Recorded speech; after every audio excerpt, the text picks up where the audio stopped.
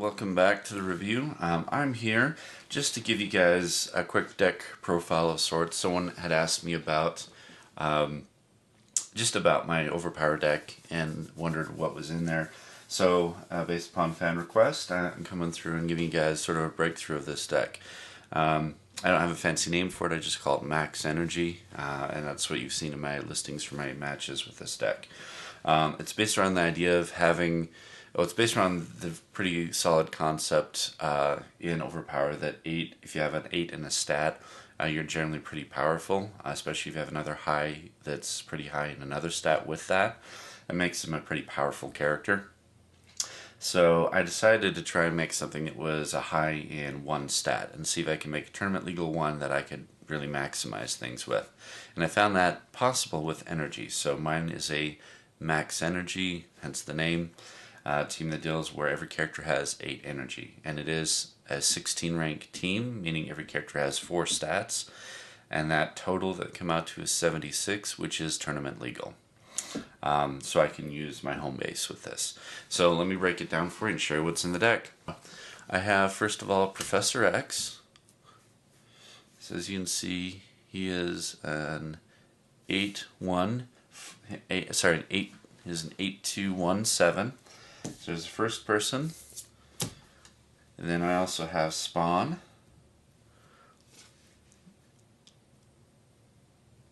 And as you can see, Spawn is 8733. So there's another 8 energy. And the other person on my front line is one you haven't seen used a lot, but believe me, he is effective if you have him right. And then it's Brainiac, and he's an 8147. Alrighty, and then the next thing that you're going to see in my reserve is the last piece, and it's X-Man.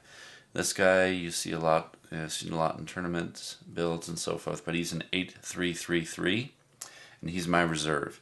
The reason being is collectively I found overall a better collection of specials to throw at my opponent, with the other 3 being in the front line versus X-Man. I know that a lot of people like to use him in the front line. I like to have him just as reserve because of one card of his as sort of an ultimate punch and as a backup for the energy. So he's in my reserve, X-Man. That's my team. So again, it's Professor X, Spawn, Brainiac, and X-Man. So there's my team. And then the next thing that I have in the team is I do have, again, like I said, my home base, and I play with Team Overpower. The Team Overpower, it lets me go ahead and place any hero special, and any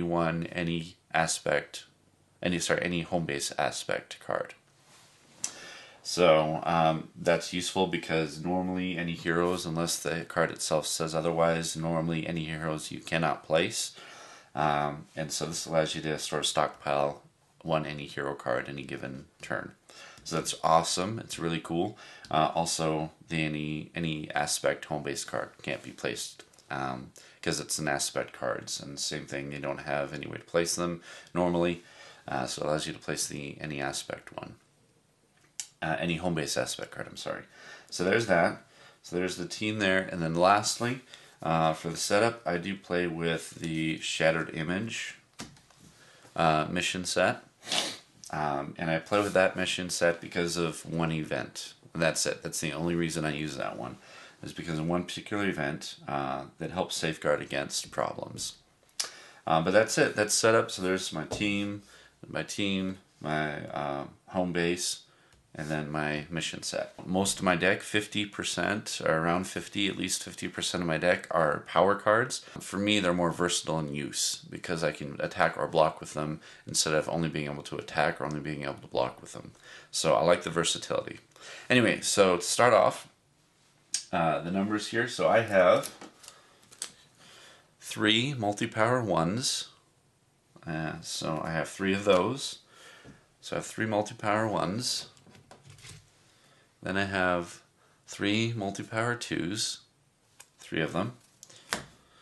And then I have 3 multi-power 3s. And then I have 4 multi-power 4s. And then I also have one, because it's a one per deck. You can't have more than one of these. But then I have a multi-power 5. And that makes up my multi-powers. If you noticed, there's a lot of multi-powers that I have, and because they are incredibly versatile and useful, as you've seen in my videos, and as I've explained in my walkthroughs and my game review of Overpower. So I have those, and then because only one per decks, I have, and also because they're more limited as a cumulative basis and not a type, I have one any power 5. This is the promo Black Cat. One any power 5, and then one any power 6. That's the JLA card. So that's multi-powers, any powers. Let's go to the standard power types. Oh, sorry. I'm sorry. And I do have one any power 7 as well. I'm sorry. So any power 5, any power 6, and then any power 7. Now, any power 7s, there was an errata where on the printing, they had missed putting one per deck on it. So the any power 7s are one per decks. They misprinted where they didn't actually print that on the card. But they are one per decks.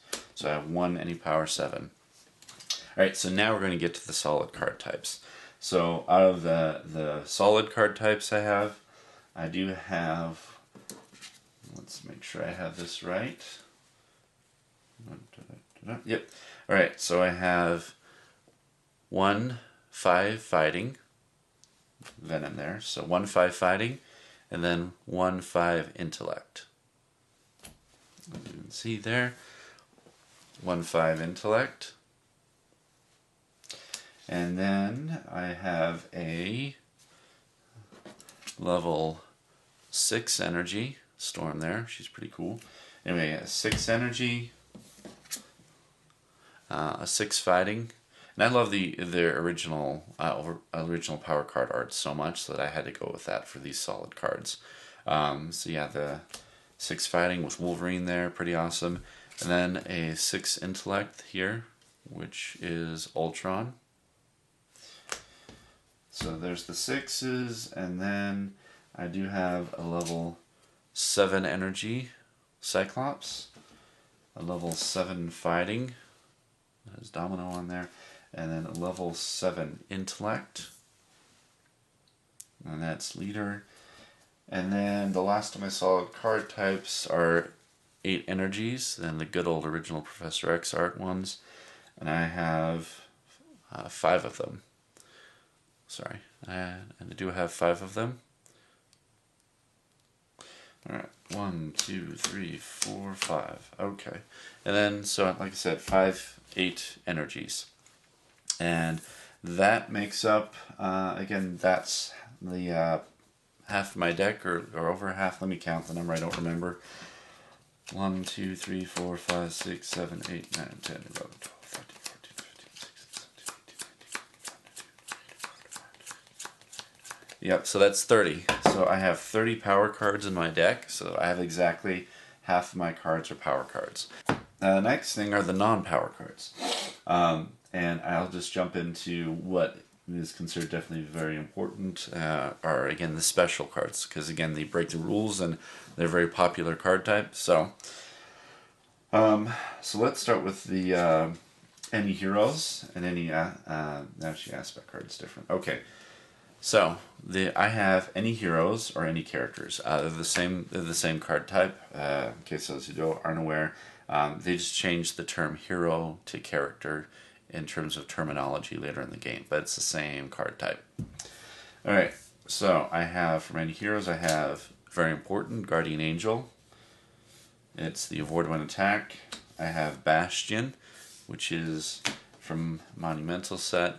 The Bastion is the negate card, unless you place it, which this is one that allows you to place, but unless you place it. If you place it, then it can only negate any hero cards, or any character cards. But if you don't place it, it can negate any special. So I have one of those. I have Gamma Terror, which is a 7 strength attack. And then I have Power Leech, which is extremely powerful. If it hits, it's a non-numerical attack, And if it hits your opponent, then it's going to cause him to lose 4 cards of icon of your choice. CSA energy, they have to lose 4 cards that have energy with an energy icon. So for example, so that's very powerful. And then I also have this one, which is very powerful, Devour of Worlds. Very hard card to find, but definitely worth it. And this basically locks down aspects or someone's home base for at least a few bits of turns. So, at least for a little bit, it locks it down. So there's Devour of Worlds. And then I have Confusion, which is a circumstantial card, but it can really save you from being killed if you use it. And that's one that allows you to force your opponent to discard a teamwork card or avoid all attacks. Avoid all attacks from a teamwork card. So, Confusion, very good. And the last any hero that I have is Web-Headed Wizard. Pull any one card from the dead pile. So, it lets you get a card back that's really cool. So, I have those. Again, you notice a theme here. I like to have as much as possible cards that any hero in my team can use as much as possible. So, those. Let's go to the non-any heroes and to the core cards. Alright. So, my shining key player that sort of wins the day is Professor X. He's really awesome. So, what I have for him, I only have one of his non-1 predicts, and quite honestly, his non-1 predicts on the whole aren't all that useful, except for maybe one of his Power Surge ones. So it's where his 1 predicts are that really shine with his stats of the 8 intellect and the 8 energy and the 7 intellect. But anyway, so I have 2 of these, and this are his avoid 1 attack. So I have 2 read minds, and then I have his 3/1 predicts. So I have Psionic Hold. So his target opponent, but that's been errated to mean target character, so it is a non-numerical attack. But target character may not attack for remainder of battle. His gloriously awesome 888. X is level 8 energy, fighting, strength, intellect, energy, strength, fighting, or intellect attack. So it's a special multi-power, so that would bypass the fusion rule, because the fusion rule is multiple multi-power power cards. Can't be different types on one record. So this can be a different type because it's a multi-power special. And then telepathic coordination. You play it, and it's in a BG coding, so you can play this in conjunction with a power card when you're defending to kick it off, or you can just play it during an attack in combination with an attack, or even just by itself as your card play for that turn. So it's an extremely versatile card, and when you play it, all your entire team, including Professor X, gets +2 to all actions. So extremely effective, and that really can hurt the opponent. And depending on the situation, just makes it really easy to hit and really hard for your opponent to hit you. So there's those. Alright, so next on the list, as you saw, is Spawn, who's also pretty cool and pretty popular.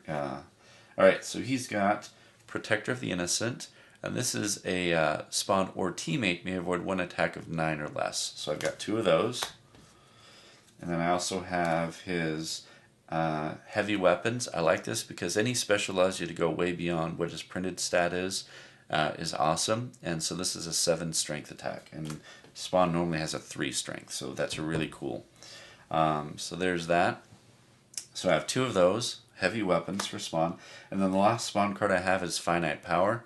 It's a promo card, and it's one of his 1 predicts, but the one I like. And this is a lower grade version of Psionic Hold, but it still does its job. But basically, it's a non-numeric attack. If it hits the opponent, if he wants to attack with that character that's been hit, your opponent has to discard 2 cards placed and or in hand, their choice, if they want to attack with the character for the remainder of battle. Alright, so now, and here's the part I really like to shine, because again, Brainiac is cool if you get the right cards, and he is effective, because he's an 8 energy and a 7 intellect, just like Professor X. So, he does have a straight up avoid 1 attack, which is hard to find in DC. So I have 2 of those force fields. So 2 force fields. And then I do have, this is such as like Sonic Hold. Target character may not attack for remainder of battle. Extremely useful. And then his really cool card that I really like of his is Brain Drain.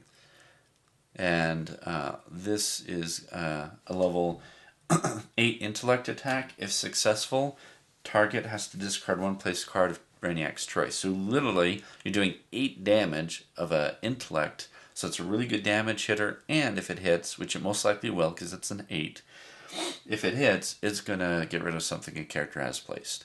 So extremely useful card. It's a really nice card. And in fact, in both games that I've posted so far, you've seen it used both times because it's just really effective. So that's them. And then for my reserve, the last non-any character special or character specific special is X-Man. Now, like I said, I only have him in the deck for 2 reasons: purely for backup as an 8, and then for one of his specials, and that is Ultimate Potential. And this card is amazing. It can literally change the game.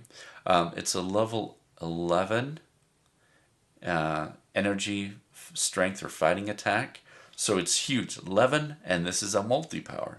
So again, a special multi-power, which is really awesome. And it's an 11, 11, 11, 11, 11. So it's incredibly cool. So I have one of those. It's one per deck, but that's his only special I have in my deck. Ultimate Potential. Because you only really need that to hit once to change the game. And so it's massive, and it's really cool. So the drawback of that, though, is if you attack with it and it's not negated and it hits, then it's going to be your team. So the rest of your team, after you play that, can't attack for the remainder of battle. So you do want to use it as a last salvo kind of thing. But anyway, so there we go. So those are the specials. And then I do have also an aspect card, and I only have one because it's the only one that works. Since Team Overpower, it doesn't have its own aspect cards. So I just have the any home base card, but again that can be placed on Team Overpower. But it's the A Next aspect card. So any home base aspect card, A Next, I have that. And then I'll show you. The only reason I have the mission set that I do is because of one event, and if you've noticed from the Devourer of Worlds and my focus on any hero cards, that mine is sort of an anti-aspect card build. So if your opponent is focused on an anti-activator card. So if your opponent is focused on a battle site instead of any hero cards, then it's going to hurt them, potentially really hurt them. So it's really cool. I like it. And people love battle sites a lot. So it's going to be having an effect 50% of the time at least. Okay, but here we go. So Entropy Field, this is the one event that I have, and it's, again, an anti-activator event. It says no activators can be played for this battle. So it knocks out activators for a battle. And that's my only event, and I only have one as well because I want to decrease the chance of discards or duplicates. So if you've noticed, so far I don't have a lot of duplicates on stuff unless I really feel it's important, and even then it's like 2. The only thing I have more than 2 of are the power cards. And again, that's because of how important and versatile they are. So I have a bunch. I do have dupes for certain power cards where I have a lot of dupes. So that's the only thing. Non-power cards, I've minimized dupes because, again, I find it more effective the less chance you have to discard dupes. Alright, so those are the events. Now, I only have 2 types of universe cards in my build because they're the only type that seem to be really good. And those are ally cards and teamwork cards. So the ally cards that I do have Moira McTaggart. Anyone on my team can use it because it requires an 8 energy. So Moira McTaggart. And this is another one that anyone on my team can use. Stick, because no one has higher than a 5 strength. And this requires a 5 or less strength to use. So I have 1 stick. So 1 Moira, 1 stick. And then the majority of my team can use this. Spawn can't, but all the other ones can. And this is Wong, a 5 or less fighting to use, but Wong is my other one. So I have 3 allies. Again, Moira, Stick, and Wong. And then the last 3 cards in my deck, to finish this off, like I said, are the teamwork cards. So I have an 8 energy to use teamwork card. So anyone on my team can use this. And it gives a boost to my other 2 high stats. And I think that's important on the build. Because my deck has everyone's lower than a 5 strength. So I want the bonuses from my teamwork cards to give bonuses to my other two highest stats. So that's energy, fighting, intellect. I've got 7 intellect with Professor X and Brainiac, and 7 fighting with Spawn. So I can do a really good combined attack with this. So that's one. So that's 1 teamwork. And then I, of course, have a 7 fighting teamwork. Now, again, only Spawn can use this, but it does give me, bonuses to energy and intellect. So I can still do a really good, huge attack with this. So there's that one. And then my last card and my last teamwork in my deck is my 7 intellect attack with a bonus to energy and fighting. And again, 2 people can use this. This can be thrown by Brainiac or Professor X. So that's it. So that's the last of my teamwork cards, and that's the last of my cards. So that's it. That's my deck. I'll put this back here. So as you notice, my card is a 60 card deck. As I've mentioned on the previous videos that I've had, again, that's just something I prefer. I really like having 60 card decks. It makes things big enough to fit what you want, but small enough to get to what you want quick enough usually. But that's it. So that's my Overpower deck, my max energy deck. I hope that you enjoyed this, and again, as I hope this video shows, I do respond to comments and requests. If you have a request, please let me know. If I can, make that request happen, I'll do it. Because again, you guys are the important ones, and I'm here to really help you guys in your gaming experience. So anyway, I hope you enjoyed, and there you go. So that's a deck for you. One of my favorites, Max Energy.